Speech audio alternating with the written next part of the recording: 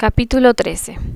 A fines de año, una vez, entre un crecido número de sus condiscípulos, acababa Genaro de bajar la ancha escalera que el salón de grados llevaba a la planta baja. Iba y venía intranquilo, vagaba de un sitio a otro, acercábanse a los grupos, escuchaba hablar a los demás, con esa expresión extraña en el semblante de quien hace por oír y no acierta con lo que oye, ensimismado, absorto, abismado por completo en una preocupación única, su examen. Era que jugaba el todo por el todo. Él en la partida, que era cuestión para él de vida o muerte, se decía, un resultado adverso, un fracaso posible en la prueba que iba a verse sometido, importaba no sólo la pérdida de largos años de estudio, de una suma inmensa de constancia y de labor, sino lo que era a sus ojos mucho más, el sacrificio de su venganza, su plan frustrado, sus esperanzas desvanecidas para siempre, jamás en presencia de un rechazo, de una reprobación desdorosa que sobre él fuese a recaer, llegaría a sentirse con valor bastante para perseverar en la ardua lucha, para obstinarse con nuevo ardor a sus designios, y presa de esa emoción invencible que despierta en el ánimo la vecindad del peligro, debatíase en las angustias de la espera, aguardaba su turno ansioso y palpitante, debía tocarle ese mismo día a él. Calculaba que sería luego de haber vuelto de almorzar los catedráticos en las primeras horas de la tarde, según el orden de la lista. Una idea además lo perseguía, fija, clavada en su cerebro, aumentando sus zozobras, un triste presentimiento lo aquejaba, con la implacable tenacidad de una obsesión. Dominado por la adversión profunda, irresistible, que llegara a inspirarle una de las materias encerradas en el programa del año, había rehuido su estudio. Era en física el coeficiente de dilatación de los gases. Al abordar por primera vez el punto, habíale sido imposible comprender, se había afanado, se había ofuscado, había sido un laberinto en su cabeza. En uno de sus ímpetus, que le eran familiares, había estrujado entonces el libro, lo había cerrado con rabia, jurándose no volver a abrirlo más en esa página. Había hecho siempre como gala de cumplir su juramento, pero cuánto y cuántos lo deploraba. Le pesaba ahora 13 del mes y viernes pensaba, 13 el número de la cuestión en el programa, 13 su propio nombre en la lista. Bah, sucedíale luego exclamar en un brusco retorno sobre sí, preocupación, quimeras, era estúpido, insensato dar oídos a semejantes absurdos, engendros de la ignorancia, vanas necias aberraciones de la imaginación asustadiza del vulgo. No le faltaba sino ponerse a creer en brujerías, él también, ajetaturas, y usar cuernos de coral como su padre después de comprar reloj. Sí, evidentemente sí, pero ¿por qué sin embargo esa extraña coincidencia de 13 reunidos? Y una cavilación lo trabajaba, ocupaba su cabeza, emanaba del fondo de su ser una secreta y misteriosa influencia a la que le era imposible sustraerse, un supersticioso temor, latente en él, al culto de lo prodigioso, de lo sobrehumano, irresistiblemente lo arrastraba con todo el ahínco del ciego fanatismo de su casta. El momento supremo se acercaba, iba la hora a llegar, a ser su nombre pronunciado, solo, en medio del silencio, saldría, se desprendía de entre los otros, avanzaría, se aproximaría a la mesa. Él mismo, semejante al reo, que hace entrega de su persona, con mano trémula y vacilante iría a sacar de la urna una bolilla, la primera, la última, cualquiera. La bolilla aurosa, el número fatídico, cabalístico, 13, era fatal. Si fuese llegó a ocurrírsele de pronto, si faltase al llamado de la mesa, ¿por qué no? Púsose a decirse en el vehemente empuje de su tentación, hostigado por el aguijón del miedo, ¿qué mal le resultaría? ¿A qué mayor daño se exponía? ¿Qué le podía suceder en suma con proceder así? Perder el año, y bien, ¿qué le importaba? Si sabía que de todas maneras lo tenía perdido dando el examen. Sí lo sabía, algo, un no sé qué superior a él se lo decía, estaba convencido, cierto de ello, con el bochorno en más de verse reprobar. Sobre todo, Podía buscar un pretexto. Nada le impedía fingirse enfermo y volver a presentarse al día siguiente, un sábado en vez de un viernes, un 14 en vez de un 13. Estudiaría entre tanto. Tenía todo ese día, toda una noche por delante. Sí, ni qué hablar, no había qué hacer. Era 1000 veces mejor. Se repetía obstinado a persuadirse, apareando la acción al pensamiento, ocurriéndose a lo largo de los claustros para ganar la calle. Pero bruscamente, en un arranque de soberbia, se detuvo. ¿Qué dirían? ¿Qué pensarían los otros? ¿Qué comentarios irían a hacer? Como si los viera, iban a estar cayéndole, haciendo farsa de él, interpretando de 1000 modos, a cuál peor su extraña desaparición, su inexplicable ausencia. Nadie de fijo creería en su embuste, ni uno solo de sus condiscípulos daría crédito a cuento tártaro de su enfermedad. Sabrían que se había ido de miedo. Sería la burla al día siguiente, el encarnio, el hazmerreír de toda la clase. No era indigno, indecoroso lo que intentaba, se quedaría. Fuera de ello lo que fuere, aguantaría. Se había de saber obligar a quedarse y aguantar, exclamaba. Mandria, collón, gringo, tachero. Se llamaba en el rabioso desdén de sí propio la coincidencia de su flaqueza le inspirara. Resueltamente salió por fin a la calle, giró en torno a las manzanas, entró a la librería del colegio, compró un ejemplar de texto y con el libro oculto bajo la solapa en el paletot, volvió sobre los pasos y penetró de nuevo a la universidad. Nadie debía haber, ni un alma en los altos. 2 horas faltaban, una por lo menos, para que continuaran los exámenes. Tenía tiempo. Trataría de ponerse al corriente de la cuestión, de aprender algo, aunque no fuese más que de memoria. Creía recordar que había descrito el libro un aparato de Gay Lussac. Lo estudiaría. Vería de qué se le quedase grabado en la cabeza, lo pintaría si acaso en la pizarra. Podría salir de apuros así. Y amortiguando el ruido de sus pisadas, agazapado, haciéndose chiquito de a 2 a 3, empezó a trepar los escalones. Hallábase en efecto desierto el largo claustro arriba. Solo allá, hacia fin, entre el polvo de oro de los rayos del sol penetrando oblicuamente, una silueta humana alcanzábase de discernir. Pasaba, se deslizaba como un fantasma, se perdía en la encrucijada, volvió a pasar, a ritmo acompasado de su andar, un andar de procesión, volvió a perderse. Llevaba ya inclinada la cabeza, ya los brazos recogidos, ya caídos, suelta en lo vago la mirada, mientras del marmoteo incesante de sus labios un susurro se escapaba, flotaba en el aire muerto como un confuso y sordo run run de bicho que volara. Otro que tal, otro bruto como él, otro infeliz, otro pobre porfiando tras el mendrugo, dijóse reconociendo a uno de sus condiscípulos, Genaro. Pero en el afán de no perder él mismo un solo instante, atareado, hojeando el libro ya, al enfrentar el salón de grados, observó con extrañeza que había quedado abierta la puerta. ¿Por qué la habrían dejado así? Un descuido sin duda del portero o del bedel, y curioso, sobrecogido a la vez de involuntario pavor, en una irresistible atracción de condenado, a la vista del lúgubre aparato de su suplicio, medrosamente puso el pie sobre el umbral y se asomó.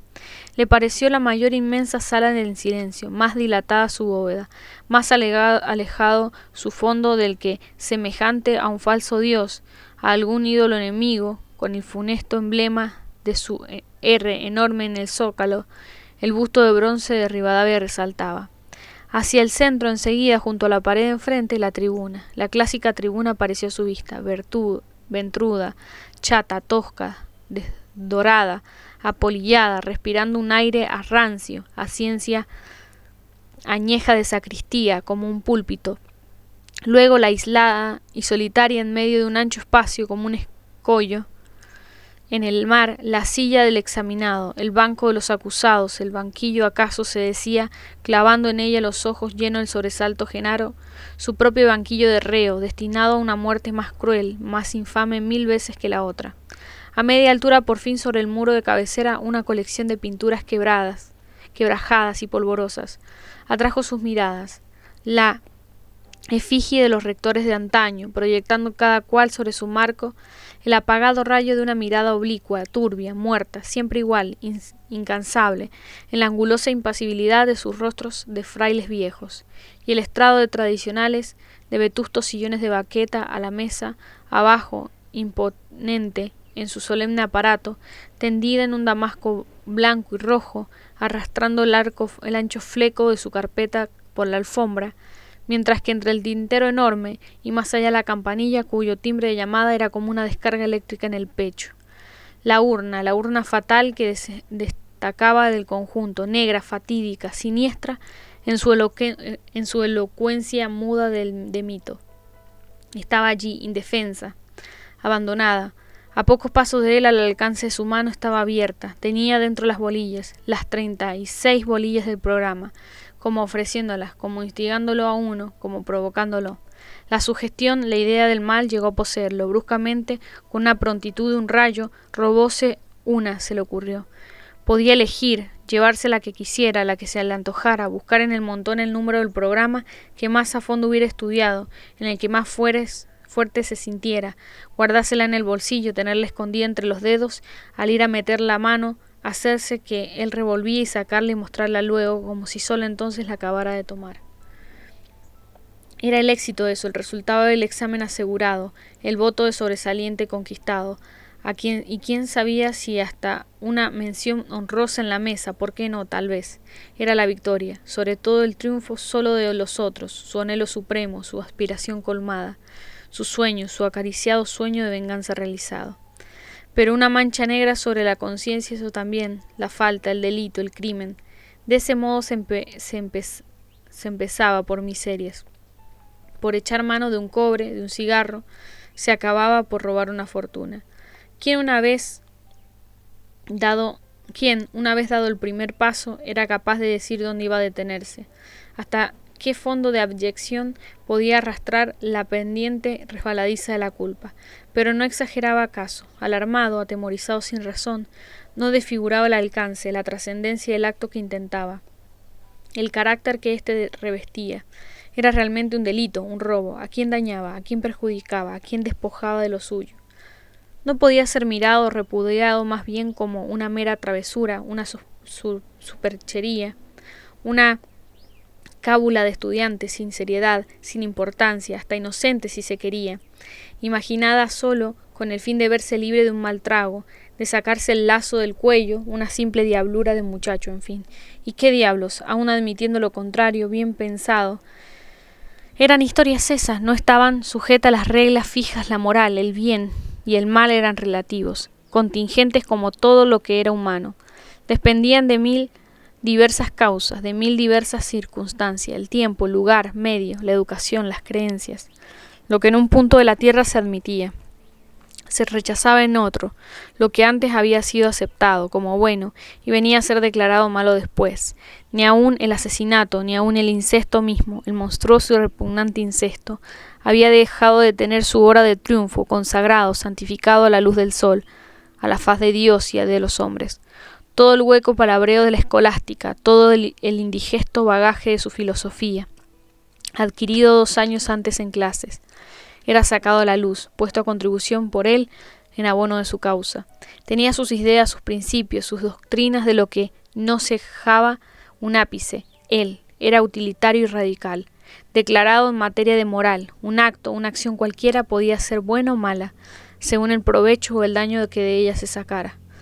Tal había sido siempre su regla, su norma, su criterio. Así entendía las cosas él. Marchaba con su siglo, vivía en tiempos en que el éxito primaba sobre todo, en todo lo legalizaba el resultado. Lo demás era soncera, pamplinas, paparruchas. El bien por el bien mismo, el deber por el deber. ¿Dónde se veía eso? Que lo clavaran en la frente, exclamaba haciendo alarde a su cinismo mitad verdadero, mitad falso, entre ficticio y real, afectado, forjado como un arma de defensa, como la justificación buscada del móvil de su conducta, y tendencial a la vez, íntimo en él, inherente al fondo mismo de su ser. La cuestión, lo único esencial y positivo, lo único práctico de la vida, era saber guardar las formas, manejarse uno de manera a quedar siempre cubierto, garantido a no dar a conocer el juego ni exponerse. Eso más bien merecía tener en cuenta, eso podría ser serio. Que fuera a encontrarse atado él, a enredarse en las cuartas, a asustarse a lo mejor, que le pisparan la bolilla entre los dedos, o se le fuese a caer de la mano, de algún modo con el susto llegase a quedar colgado. No dejaba de tener bemoles el negocio. Indudablemente lo más cauto, lo más prudente era no meterse en honduras. El mejor de los dados es no jugarlo, tanto que por mucho que se obstinase a encerrar los ojos a la luz de la verdad, no podía dejar de convenir en que era feo, en que era mal hecho, en suma aquello. No había vuelta que darle, se lo estaba diciendo a gritos la conciencia, y sin embargo lástima grande renunciar a la volada. Habría sido cavar una pica de Flandes, caso de salirle bien.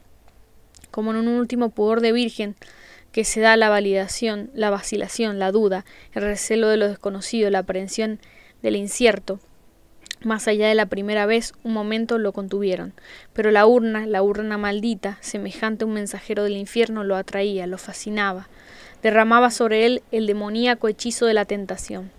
Vanamente se exhortaba, luchaba, se resistía, le era imposible desviar de ella la vista, seguíala, envolvíala, a pesar suyo en un ojeo avariento de judío. Perplejo, irresoluto aún, hizo un paso sin querer, como empujado, se figuró que el otro, el que andaba caminando por el claustro, lo miraba. Bestia imbécil, no partirlo un rayo, no reventar, no caerse muerto. Bien podía haberse ido a repasar al seno de la grandísima perra que le había tirado a las patas, pero no volvía la espalda en ese instante. Entonces, como arrebatado del suelo por el azote de algún furioso huracán, con todo el arrojo de las valientes, con todo el amilanamiento de los cobardes, incapaz de discernir, sin mínima conciencia de sus actos, como si contemplase a otro en su vez, se vio Genaro de pie junto a la urna, había metido la mano, había tenido la sensación de una mordedura de plomo líquido en las carnes. Erizado de temor, le había sacado las bolillas, chasqueaban, se entrechocaban, soltaban en tropel como hirviendo en la urna, sí, transformada en una caldera de enormes burbujas. A voces, varias voces, o 4, lo habían chistado, lo habían llamado brevemente, secamente, «Pss, en la ventana, en la puerta, de arriba, de allá atrás», como un fulminante acceso de locura. Presa de un pánico cerval, permaneció un momento inmóvil, pasmado, estupefacto. Luego, en el endurecimiento de todo él, logró arrancarse de allí, pudo andar, llegó a correr, como quien huye del fuego que va quemándole la ropa. Afuera, en el claustro, ya, hecho de ver lleno de asombro, que llevaba apretada en la mano una bolilla. La había robado, o más bien ella sola había debido metérsela entre los dedos. Era tiempo, el rector, los catedráticos, los 2 otros estudiantes subían, asomaban por la escalera. Tenía los ojos turbios de sangre, los latidos de su corazón le hacían pedazos el tímpano. Guarecido, acurrucado en el hueco de la pared, su instinto solo, su maravilloso instinto de zorro lo había salvado. Capítulo 14. Seguro del terreno que pisaba, dueño absoluto de sí mismo, la palabra brotaba de sus labios fácil, fluida, franca, en el recogido silencio de la sala. Con el brillo y la pureza del cristal, sonaba el timbre de su voz, que la emoción ligeramente estremecía. Allá, tal vez, en el fondo, para un ojo observador, un vacío, un punto negro, habría podido acusarse una ausencia de acabada claridad, de precisión en el juego de las ideas, algo como esas masas de sombra, vagas, indecisas, que suelen flotar a la distancia, empañando la diáfana pureza del espacio en días de sol. Habríase dicho una ficción por momentos, una falsa imitación más bien de saber y de talento, el oropel de la apoteosis de teatro, trabajada, artificial, a la luz de gas simulando el sol. Fue un triunfo, sin embargo, un momento espléndido de triunfo, la más alta, la más honrosa de las clasificaciones, una especial mención de los miembros de la mesa, felicitando a Genaro por su soberbio examen, el aplauso general, los parabienes de sus compañeros, aun de aquellos cuyo altanero desdén más dolorosamente había sentido siempre pesar sobre él, y que con la sonrisa de los labios acercábasele ahora, estrechábanle solícitos la mano. E iba a ser publicado todo eso, y pensaba, lleno de orgulloso júbilo Genaro, veríase en letras de imprenta él, su nombre, su oscuro, su desconocido nombre, el nombre del hijo del gringo tachero, aparecía en las columnas de la prensa, circularía de mano en mano, rodeando como una aurora brillante de fama y de prestigio. Oh, qué le importaban los quebrantos del pasado, las horas mortales de lucha y descaecimiento, el torrente de hiel que había apurado las ofensas de los vejámenes, sufridos las vergüenzas, devoradas en silencio, la larga y la interminable cadena de sus padecimientos. Eso y otro tanto, y más, 1000 veces habría tenido el coraje de sobrellevar resignado por un minuto, por un segundo solo, en que llegase a sentirse harto, como ahora, de la dicha soberana de vengarse. Capítulo 15. Existía en la calle de Reconquista entre Tucumán y Parque un llamado Café de Tres Billares, cuya numerosa clientela, una gran parte era compuesta de hijos de familia, empleados políticos, públicos, dependientes de comercio, estudiantes de la universidad y la facultad de medicina. Su dueño, un bearnés gordo, ronco, gritón, gran bebedor de ajenjo, pelado a la mal content e insigne disputador de achaques en historia guerrera y de política. Tenía leguleyo, a medias, él mismo, una predilección marcada por los últimos. Iba en su profundo amor a la ciencia representada para él por el gremio estudiantil, hasta hacer crédito a sus miembros de la hora de mesa y del chinois en épocas adversas de pobreza. Tras de la maciza puerta de calle, otra de vidriera, conducía a un vasto local donde 3 billares grasientos, bajo la llama nublosa de los quinqués, en medio de una eterna nube de humo, escalonábase abandonado el letrero de la muestra.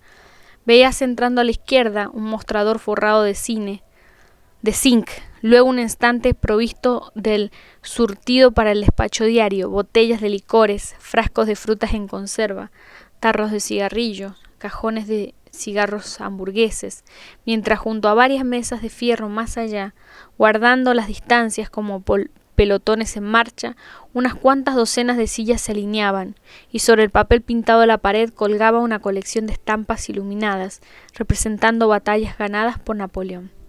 Pero algo de segunda mano había además oculto a las miradas indiscretas, profanas de la plebe, un ramo reservado del negocio, una dependencia secreta de la casa, especie de bastidor, de introtelón, al que en un oscuro pasadizo lateral, independientemente desde la calle, facilitaba el acceso. Era sobre la cocina donde hervían los tachos de café en los fondos un cuarto grande, una alfombra de chuce, cortinas blancas de algodón, cielo raso del lienzo, empapelado, muebles del país y un color insoportable a cucaracha. Se subía a él por una escalera a pino apolillado a la intemperie. En ocasiones, mediante un lucro razonable, solía su dueño ponerlo a disposición de los amigos, no sin ciertas reticencias, cuchicheando en los rincones, bajo palabra normal de silencio y discreción, cuestión de no comprometer de puro bueno y complaciente el crédito de la casa. Pero lo abría, lo ventilaba, hacía sacudir el polvo en carnaval, al iniciarse los bailes. Las ganancias en esa época se presentaban gordas, y adiós entonces moral y miramientos. Noche a noche, de las 2 de la mañana en adelante, en un train a Tout, Caser. Allí también, concluido el año, solía citarse entre estudiantes los amigos del mismo curso a festejar con una cena en los que había pavo, tajadas de jamón y hasta champán por 25 pesos, a escote. la sacada de clavo del examen. Y 8 y 10 en la clase de Genaro, y entre ellos acababan de instalarse alrededor de la mesa, alegres charlatanes, mientras esperaban que empezase el mozo a traer la cena, hablando cada cual, sin ton ni son, a todo azar, de lo primero que caía a mano, el espíritu liviano, retozón, como en asueto, después de los mortales meses de estudio y sujeción, ganoso del cuerpo, recobrado, aguzado el apetito, como en una revancha de la bestia puesta a dieta. Había cesado la obsesión, la constante, la eterna pesadilla, había pasado la nube negra del examen, era como otro mundo que empezara, todo lo veían de color de rosa ahora, o no más bien, nada veían, porque nada miraban, ni nada les importaba en la bienaventurada indolencia de sus años. El problema eterno de la vida, el porvenir, las batallas del futuro, sus dudas, sus azares, sus zozobras, bah, mucho no se les daba a ellos el porvenir del futuro. Los 3 meses de vacaciones del presente les bastaba, les sobraba a la dicha de existir. Uno a los postres levantóse y brindó. Hizo un discurso en la ciencia, el amor, la libertad, la democracia, las gotas de Rusia, la patria, el canto de los ruiseñores, los pétalos de las flores y otras cosas, mezclado todo, revuelto, confundido, era como resaca al mar, implacablemente acarreado aguas abajo en el atropellado torrente de la palabra. Varios de los otros, estimulados por el ejemplo, sobreexcitados por el vino, apresuráronse a imitarlo, pidiendo todos por fin que hablara el héroe de la jornada, el del voto de distinguido convención, a ver que dijera algo, que se mostrase también él, hablar Genaro, improvisar, ¿y qué habría dicho?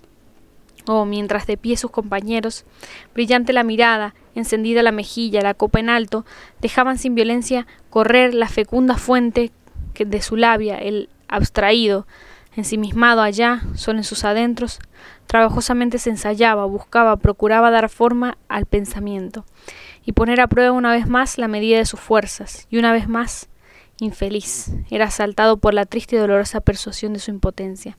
Nada, ni una frase, ni 2 palabras siquiera, sensatas, pertinentes, atinadas. Habíase creído capaz de hacer brotar de sus labios nada, sentía su cabeza seca como los vasos de champán dispersos sobre el mantel. Y con esa insistencia grosera y desmedida que comunica el vino, urgido, apremiado a gritos por sus compañeros, sin saber qué excusa dar, ni qué decir, ni qué hacer, como rompiéndosele a pedazos en medio de la algazara, el corazón le latía, le silbaban los oídos como un tiro a quemarropa. Confusas, revueltas, enmarañadas sus ideas, semejantes en el brusco agolpamiento de su sangre, a las piezas de una máquina que acabarán de estallar. Lejos de ceder los otros, sin embargo, seguía la gritada porfiada, atronadora. Lo habían rodeado, lo agarraban, lo tironeaban los más borrachos. Que hable, sí señor, tiene que hablar. Borrachos, sí, lo estaban, por desgracia suya. Se les había ido en mala hora el vino a la cabeza. Pero ¿por qué entonces no se daba el mismo portal? Y de pronto, hacía por verse libre de ese modo, no era lo más natural, lo más factible que le hubiese acontecido a lo que los demás. No quedaba así todo explicado, su empecinado silencio, su actitud. Imbécil, no habérsele ocurrido antes eso, qué mejor pretexto quería, y con toda la destreza y la artimaña de lo cómico, simuló hallarse ebrio él también, embotó la vista, separó una de otras las piernas, la dio el cuerpo como descuajado en la silla, cabeceaba, babeaba, tartamudeaba, pedía más vino. ¿Está mamá o el gringuito? Riéndose a carcajadas prorrumpieron en coro los demás, miserablemente mamá o Angelito, que le acuesten a la criatura. Bien pronto, en un descuido, desviada de él la atención, pudo salir Genaro sin ser visto, bajo las puntas de pies la escalera, y perdiéndose entre las sombras espesas del zaguán, se ganó la calle. Se ha hecho perdiz, se ha hecho humo el napolitano. ¡Ah, canalla, sinvergüenza! Ha de estar ahí escondido, durmiendo la mona y echando el arma en algún rincón. Salieron los otros, a su vez, buscaron, registraron con un ahínco, con un encarnizamiento de perros ratoneros, revolvieron de arriba abajo la casa.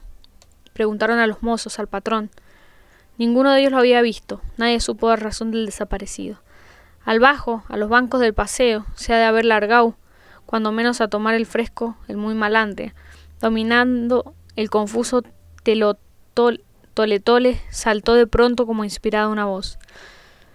Seguro pues era claro, era evidente, de haber caído antes en cuenta, sonsos, y resolvieron sin más ni más dirigirse todos al bajo, pero en la esquina a 1000 leguas, ya el objeto que se hallaba, porque sí, como si el viento los empujara, salieron calle derecha al sur. Caminaban como en tropel, pisándose los talones, hablando en un tiempo en alta voz, pidiendo el fuego a los transeúntes, sin echar de ver que llevaban ellos mismos encendidos sus cigarros. No faltó, frente al atrio de la Merced, quien declarara que no pasaba de allí, se obstinara como caballo empacado, se sentase sobre los escalones del pretil, comenzase a entonar a voz en cuello el himno patrio. Al más alegre en la Plaza Victoria, una melancólica tristeza de súbito lo invadió, un doloroso recuerdo despertóse en su memoria. Misia Pancha, su madrina, una que le regalaba mazacote de chiquito, que lo había asistido del sarampión, que era íntima de la madre y se encontraba enferma en cama, de mucha gravedad. Y era un miserable él, un gran culpable, un gran canalla, en haberse puesto en ese estado, de andar así, tomado, cuando quien sabía no estuviese ya en las últimas, la pobrecita señora agonizando o tal vez muerta. Y poseído de cruel remordimiento, no tardó en soltar el llanto a sollozos. Quiso desde allí hacer lo mismo, y sin pérdida de un instante, ir a saber, a indagar, a tomar informes en la casa, a ofrecerse a la familia o en último caso, si era que tarde acudía por su desgracia, a tener consuelo, dijo, de velar a la finada. Este primero y luego aquel, y otros después, de uno a uno, de dos a dos, se dispersaban, emprendía por su lado cada cual. Llegaron a comedirse los que por efecto del aire fresco de la noche empezaban a sentir sus cabezas despejadas. Mansamente resignados prestaban su ayuda a los demás hasta la puerta de sus domicilios respectivos, los llevaban, los abstenían de poner ellos mismos el pie sobre el umbral, temerosos de que una parte les ligara un rechazo de alguna furiosa filípica paterna, y poco así vino a quedar disuelta al fin la comitiva.